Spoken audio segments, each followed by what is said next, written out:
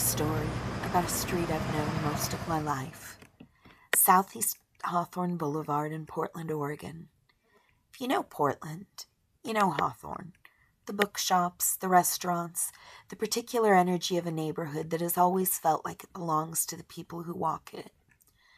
I've eaten there, shopped there, had family friends who lived a block or two off the boulevard. I went there as a child with my mom, and I sometimes go there now. And although I mostly grew up here, I had no idea until recently what it was named for. You see, the street was not always called Hawthorne.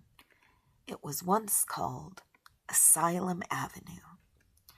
In 1862, a physician named James C. Hawthorne built a hospital near Southeast 12th Avenue, right at the beginning of what is now the Hawthorne district, and the street that ran past it was named for what it was, Asylum Avenue.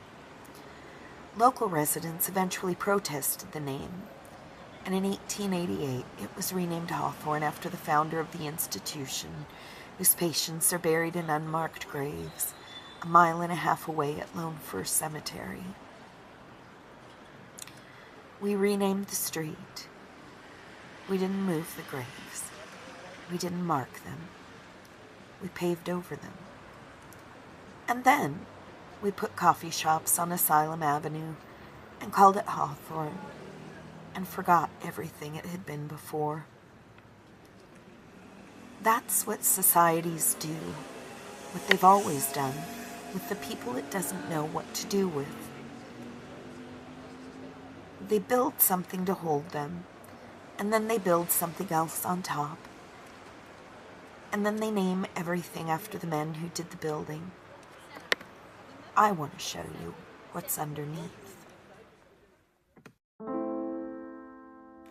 Oregon has been building underworlds for its inconvenient people since before it was a state.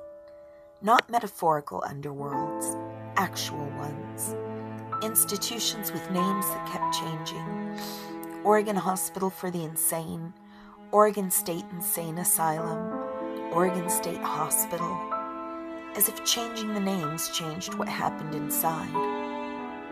Potter's fields, where the poor and the unidentified were buried without markers, or with wooden markers that rotted and were never replaced, or in segregated sections because even in death, the hierarchies of the living still apply.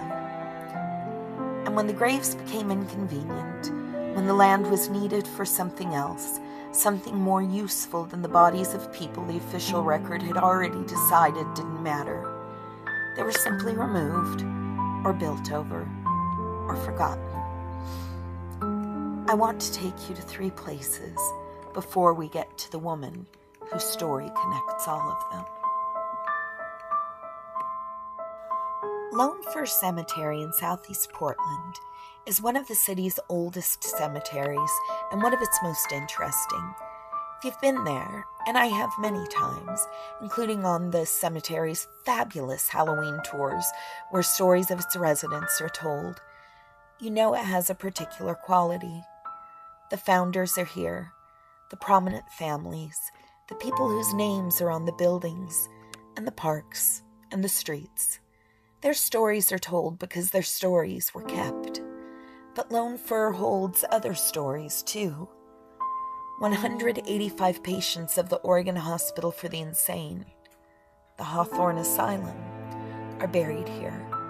Many in unmarked graves, their burial costs paid out of pocket by Dr. Hawthorne himself, which tells you something about the gap between good intentions and the systems they create. In the southwest corner of the cemetery, the section where researchers believe up to 132 patients from the mental hospital were buried, the ground was paved over around 1930 to allow Multnomah County to build on the property. The names did not appear in the cemetery records.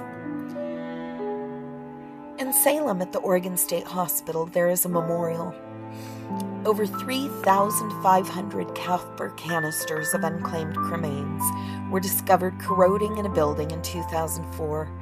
They dated from 1913 to 1971. New ceramic urns were created.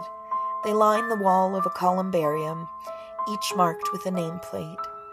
When a family claims they're dead, a brass tube is installed to leave a visually empty space where the urn used to be. The hope is that one day the wall will be riddled with holes, all the cremains finally reunited with the people who loved them. Over 650 have been claimed so far. 3,500 people, 650 found. The rest still waiting in their ceramic urns on a wall in Salem that is mostly still full. On the Oregon coast near Warrenton, there is a cemetery called Ocean View. It had a potter's field, the kind of place that used to be more common, where the poor and the unwanted and the unidentified were buried with whatever records anyone bothered to keep, which was often very little. The land was purchased by the city of Astoria in the 1880s, but the burials dated back to 1846. An estimated 240 people are buried there. The poor, vagrants, murder victims, drowning victims, people from the county poorhouse and hospital, Chinese workers buried in a segregated section because even in death the hierarchies applied. A 1982 article in the Clatsop County Historical Society Quarterly described the list of known burials there as stirring the imagination. Unidentified corpses, murder victims, drowning victims, most apparently poor people who died without money for burial. In 1896, the local paper commented that the Potter's Field was a disgrace and would be to any community. Nothing was done. Then, in October 1917, during World War I, when there was great demand for lumber to construct airplane fuselages, a railroad spur line was built nearby. To help build the roadbed, the contractor took sand from the pauper's grave area, bones and all. Finally, someone got after the contractor for disturbing the graves, but not before a number of graves were destroyed. The roadbed itself was littered with bones, which the contractor was required to clean up. A number of local children were recruited to help bag them. Arm bones, leg bones, ribs. Only 1 or 2 skulls were found. No one is sure what happened to the bags. They may have been burned. The remaining ridge begins about 50 feet from the road. The underbrush has been burned off from time to time, destroying what few wooden markers remained. This is what happens when the official record has already decided that certain people don't matter. It decides again, and again, and again.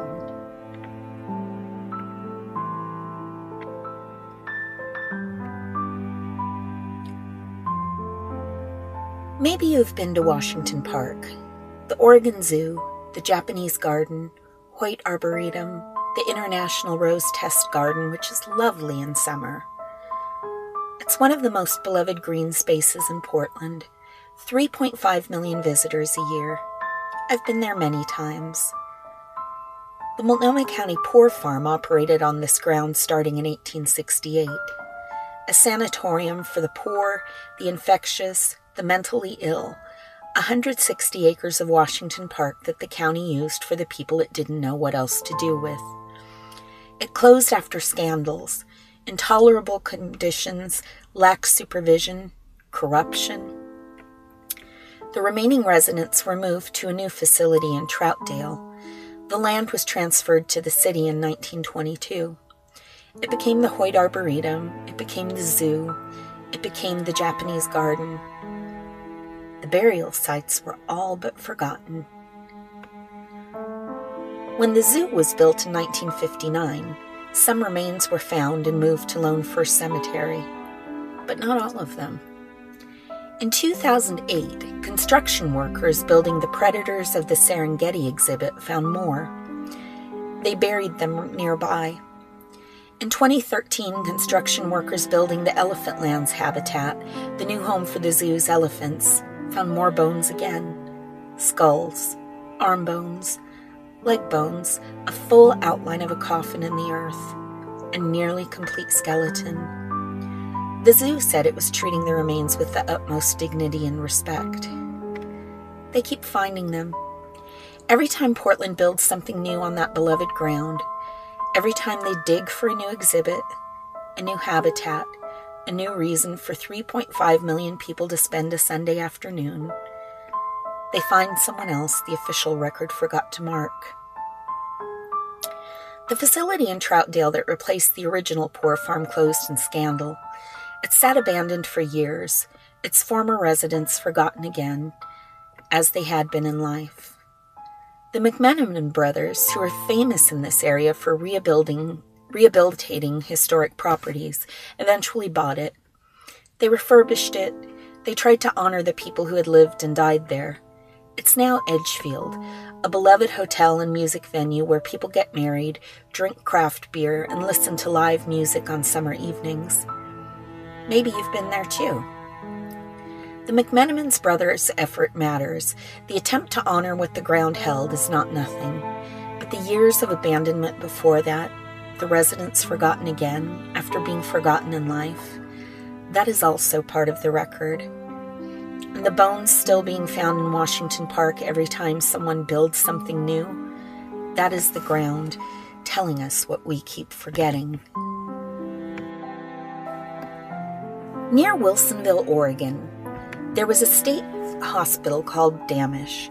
It opened in 1961 to relieve overcrowding at the Oregon State Hospital in Salem. It held thousands of patients across the decades it operated. It closed in 1995. You may know a cultural artifact that captures something of what these mental institutions were, what they did to the people inside them, what it meant to be committed, what it cost. One Flew Over the Cuckoo's Nest, the Ken Kesey novel, the film, filmed at Oregon State Hospital in Salem and seen by millions of people around the world. The institution it depicted, the kind of place Dammasch was, is part of our cultural memory. Dammasch itself is not. The hospital was leveled. A subdivision was built on the site. There's no marker. Neighbors walked their dogs on ground that held thousands of people in conditions that a novel and a film tried to tell the world were unconscionable. Do they know? The final form of erasure is not paving over graves, not bagging the bones, but removing every trace so completely that the ground itself forgets what it held. At least Washington Park keeps telling us. At least the ground refuses to be completely silent.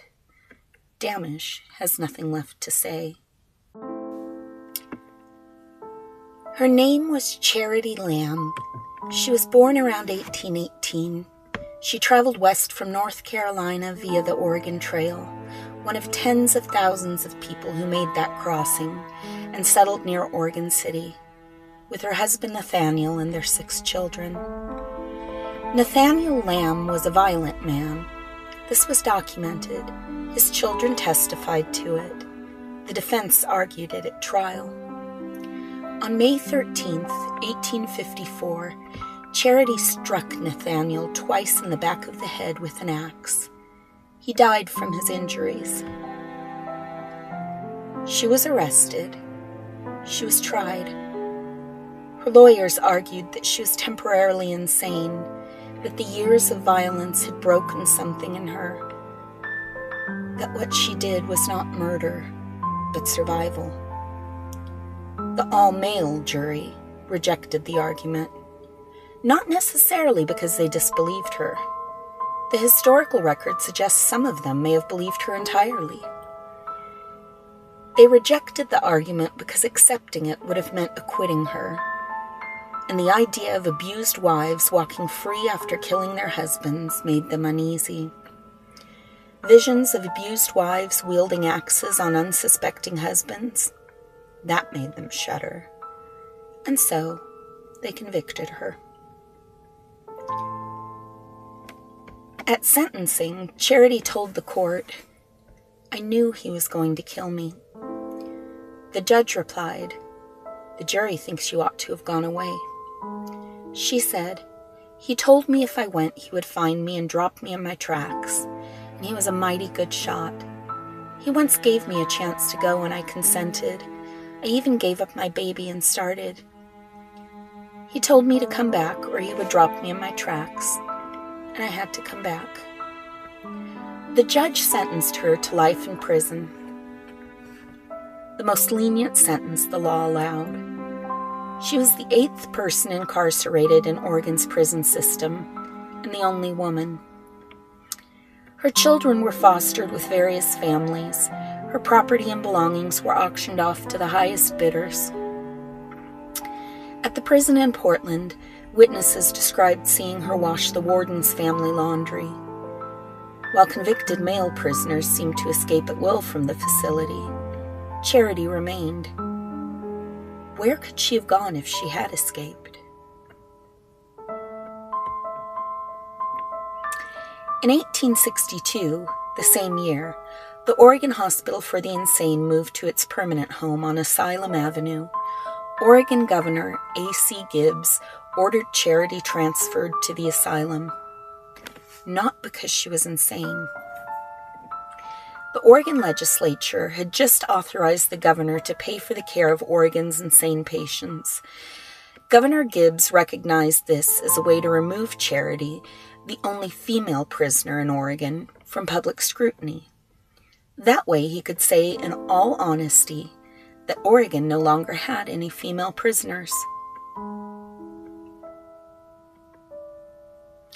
The transfer paperwork said asylum.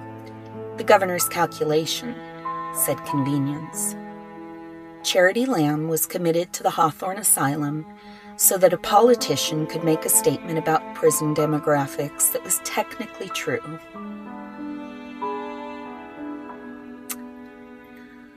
The only surviving record of Charity's life at the Oregon Hospital for the Insane is the report of facility inspectors from 1865. She sat knitting as the visiting parties went through the hall, face imperturbably fixed in half-smiling contentment, apparently as satisfied with her lot as the happiest of sane people with theirs, the quote said. Half-smiling contentment. I've been thinking about that description. What does it mean to be described that way? As apparently satisfied, apparently content, by passing people on an inspection visit who had perhaps 30 seconds to observe a woman who had lost everything. Her children, her freedom, her land, her belongings, her name in the official record. Was she content?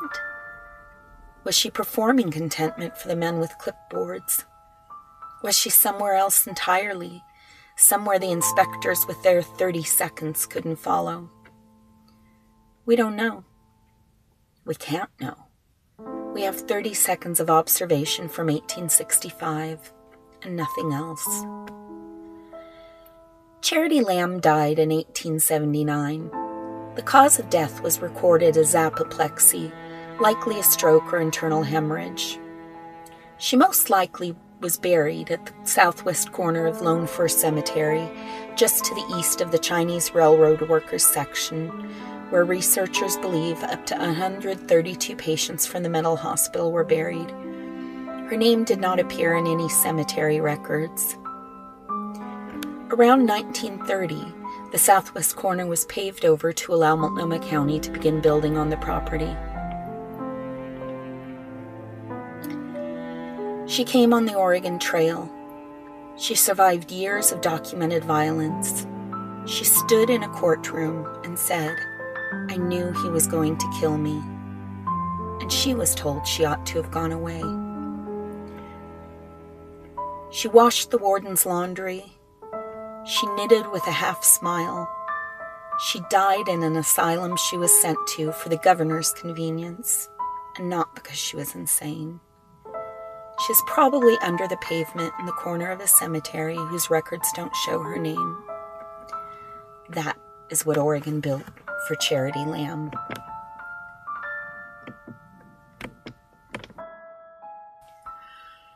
She is not alone. The poor and the vagrant, buried without markers at Ocean View, whose bones were used as railroad fill and possibly burned. The 185 patients of the Hawthorne Asylum, buried in Lone Fir's unmarked section, their costs paid out of pocket by the man who built the place that held them. The 3,500 copper canisters in Salem, now ceramic urns on a memorial wall waiting for brass tubes to mark the spaces of the ones finally found. The thousands who lived at Dammasch, in a place the world remembers through a novel and a film, but the ground itself is forgotten. The official record decides who matters, and then the infrastructure follows. The prominent families get the monuments, the inconvenient get the unmarked sections, the paved corners, the subdivisions with no markers, the bones bagged by children on a roadbed in Warrenton. And the streets get named for the men who built the institutions that held the inconvenient, and everyone walks those streets buying coffee, not knowing what is underneath. What is underneath Hawthorne Boulevard? Unnamed graves and cemeteries that didn't care enough to preserve their memory? Or people like a woman named Charity Lamb who said, "I knew he was going to kill me," and was told she ought to have gone away. And a governor who used the asylum to clean up his prison statistics, and a system that called that care.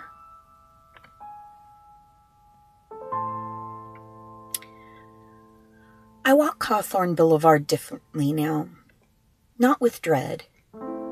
It's still an interesting street, still a neighborhood I love, still full of a particular energy of a place that feels alive. But I know now the history I'm walking on. I know that near Southeast 12th Avenue, right where the neighborhood begins, right where the coffee shops cluster, there was once a building on a street called Asylum Avenue, where Oregon sent its inconvenient women and called it treatment. I know that the patients who died there are in Lone Fir in sections that don't appear in the records, under pavement that was laid because the ground was needed for something more useful than the bodies of people the official record had already decided didn't matter. I know that Charity Lamb is probably in that corner, knitting with a half smile. Or not. We don't know. We have 30 seconds of observation from 1865 and a name that doesn't appear in the cemetery records. The brass tubes at the Salem Memorial, the empty spaces where the urns have been claimed, are the most hopeful thing I know about how we might begin to do it differently. Not fixing it, not undoing what was done, but standing at the edge and asking, did they arrive? Are they held? Can we say their names? Her name was Charity Lamb. She came to Oregon on the Oregon Trail. She survived years of violence. She said, "I knew he was going to kill me," and the court told her she ought to have gone away. She's probably under pavement in a corner of Lone Fir Cemetery that nobody visits, because nobody knows she's there. Her name did not appear in the records. It appears here.